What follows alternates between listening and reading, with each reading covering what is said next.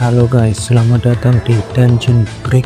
Break sejenak, longgarkan sabuk, copot celana. Saatnya kita menikmati cerita manhwa. Gas.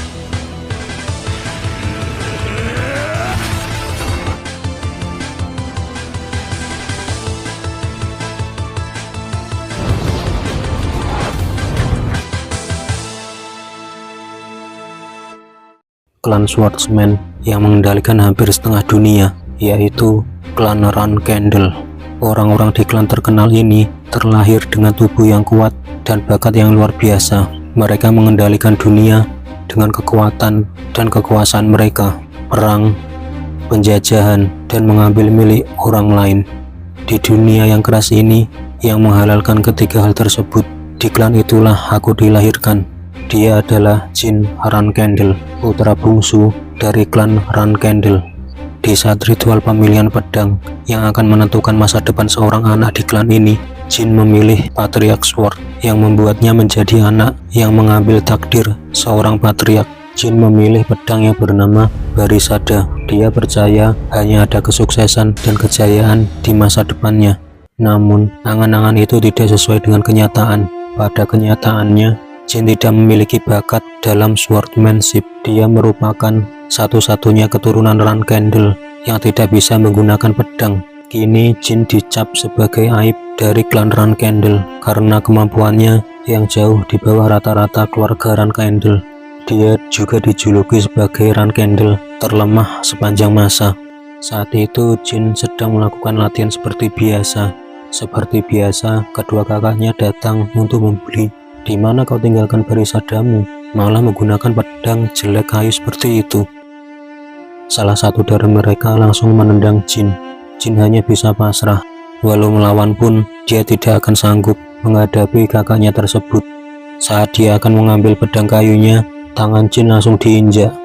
Mereka juga mengambil catatan teori dasar swordsmanship. Kau pikir bisa kuat dengan membaca buku seperti ini? Mereka langsung mematahkan dan menyobek catatan tersebut. Jin hanya bisa pasrah dengan keadaannya. Jin terus mendapatkan bulian dari kedua kakaknya itu. Dulu Jin berpikir hanya dengan berjuang keras dia bisa sedikit diakui di keluarga Run Candle. Tapi kenyataannya tidak cukup dengan hal itu. Saat ini Jin telah diusir dari keluarga Run Candle. Di umur 23 tahun, Jin diusir dari klan dan menjadi gelandangan.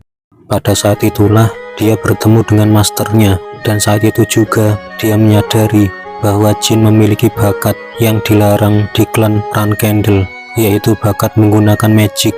3 tahun kemudian, dengan menghubungkan mana yang terdapat di alam dengan mana seorang magician, Jin bisa memulihkan mana dan menguatkan magic selanjutnya yang dia keluarkan.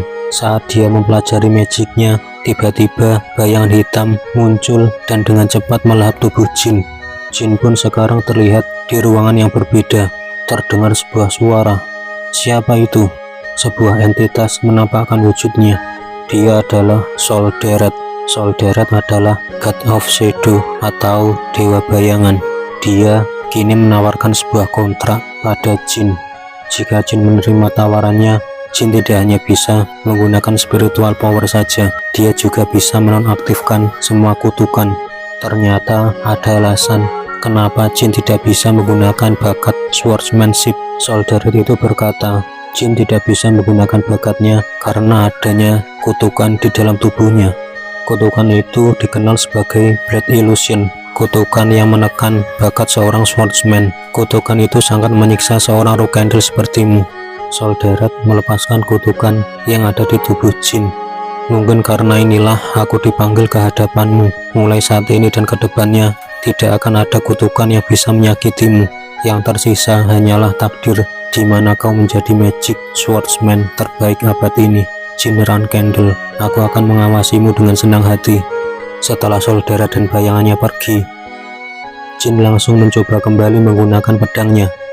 Di saat dia menarik dan mengayunkan pedangnya, ternyata seperti apa yang dikatakan Solderet. Jin merasa pedang itu sangat ringan dan hampir tidak mempunyai berat, seperti dia mengayunkan tangannya sendiri. Jin juga mencoba memasukkan magic ke dalam pedangnya. Sudah tidak ada lagi Kendall terlemah di dalam sejarah. Akhirnya, kerja kerasku membuahkan hasil.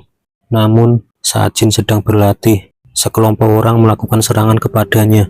Saat dia tersadar, Jin terlihat sekarat dan tidak bisa bergerak. Tubuhnya tertimpa bebatuan.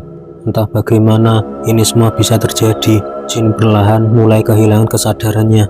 Jin berkata, kenapa hal ini bisa terjadi? Dia bahkan belum sempat menggunakan kekuatannya yang diberikan Solderat padanya. Di ambang kematiannya, Jin berharap diberi kesempatan lagi. Tiba-tiba, hal itu memang terjadi. Jin sekarang kembali menjadi anak berusia 1 tahun. Saat itu dia melihat orang-orang dari klannya memperhatikannya. Jin sangat yakin beberapa detik yang lalu dia telah meninggal. Tapi bagaimana ini bisa terjadi? Jin juga melihat pelayannya yang bernama Gili. Dan semua pedang itu, Jin juga melihat pedang Barisada. Saat ini Jin sadar bahwa dia terlahir kembali di saat ritual pemilihan pedang. Aku kembali ke masa lalu, saat aku masih berusia 1 tahun. Di kehidupanku sebelumnya, aku mengambil pedang ini tanpa sadar. Dan di kehidupanku yang sekarang, aku akan memilihnya sendiri. Seluruh anggota klan yang menyaksikannya sangat kaget. Bagaimana mungkin sang tuan muda Jin memilih Patriarch Sword, yaitu Barisada. Ayah Jin juga menyaksikan hal tersebut. Ritual pemilihan pedangnya pun telah berakhir. Kini Jin langsung dibawa dan dipindahkan ke Strum Castle. 6 tahun kemudian, di Strum Castle, Jin terlihat telah tumbuh.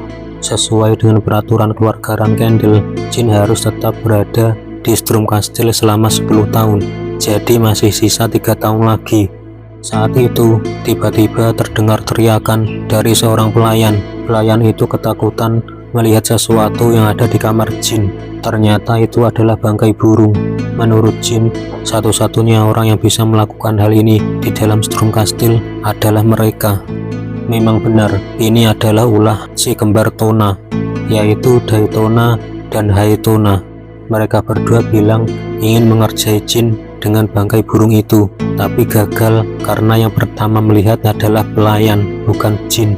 Jin terlihat kasihan dengan burung itu. Dia mengingat kelakuan si kembar Tona di masa depan yang terkenal jahat setelah menjadi flag bearer. Bocah yang bahkan masih berusia 9 tahun membunuh burung tak bersalah cuman untuk menjahiliku. Mereka berdua masih saja mengejek Jin. Mereka berdua juga bilang, kenapa Jin berjalan dengan tangan kosong? Di mana pedang Barisadanya? Dengan menghela nafas, Jin menahan emosinya. Apa kau bilang? Aku tidak mendengarmu. Suaramu terlalu kecil. Haytona langsung memukul Jin, tapi pukulannya ditahan oleh Jin. Kalian bajingan terlalu berisik. Diam. Jin langsung membalasnya dengan pukulan. Haytona terlihat tak terima. Jin langsung memukulnya lagi, secara berulang kali. Selama ini aku menahan diri pada kalian, tapi sekarang tidak akan. Mereka berdua dihajar oleh Jin.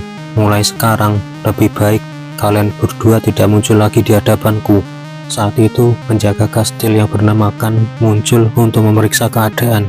Tuan muda Jin, ini apa yang sebenarnya terjadi? Jin bilang pada Kan kalau mereka berdua saling berkelahi. Apa maksud Anda, Tuan muda? Apa kau tidak dengar? Mereka berdua tiba-tiba berkelahi dan pingsan. Kan mengerti apa yang sebenarnya terjadi. Lalu dia meminta izin untuk membawa mereka berdua ke dokter. Namun saat itu Jin melarangnya dan menyuruhkan membawa si kembar Tona ke tempat yang lain. Ikuti aku. Di luar kastil terlihat hujan yang sangat deras. Jin juga terlihat sedang mengubur bangkai burung yang sebelumnya. Si kembar Tona juga diletakkan di tempat yang sama. Tuan muda Jin, apa Anda berniat meninggalkan mereka berdua di sini? Petirnya akan semakin besar. Kakakku harus sadar dengan kekejaman yang mereka perbuat. Saya menghargai keputusan Anda, Tuan muda. Kan sadar apa yang telah dilihatnya tadi. Energi Tuan muda Jin sudah pasti bukan aura. Mungkinkah mana? Kalau begitu, masalah ini bukanlah masalah perkelahian antar saudara saja. Aku harus melaporkan ini pada Patriarch. Kan langsung menyuruh pelayan kastil untuk menyiapkan kuda. Seperti dugaan Jin, Kan akan melaporkan hal tersebut pada ayah. Kan adalah kesatria pelindung kastil ini, tapi dia juga merupakan seorang pengawas. Jin berpikir yang tadi itu pasti kelihatan seperti magic di mata Khan. Jadi tidak mungkin dia akan tinggal diam. Ini adalah spiritual power, bukti kontrakku dengan Solderet. Berkat kekuatan ini, aku bisa pastikan kalau kontrak itu juga berlaku di kehidupanku yang sekarang. Ditambah lagi, karena kekebalan kutukan yang diberikan oleh Solderet, Jin bisa menghindari Blade Illusion yang akan mengutuknya. Aib keluarga Rankendel sudah tidak ada lagi. Mulai saat ini, hidupku akan berbeda dari kehidupan sebelumnya. Satu-satunya hal yang tersisa adalah bertemu dengan ayahku. Di sisi lain, terlihat Khan melapor pada Patriark, yaitu ayah Jin, tentang kejadian di Strum Castle, yang dimana putra termuda melawan si kembar Tona. Sang Patriark menyuruhkan mengumpulkan pasukan untuk bertemu dengan Jin. Putra kedua juga sudah mengumpulkan 7 kenaik yang masing-masing memimpin 200 prajurit. Baiklah, kita berangkat ke Strum Castle.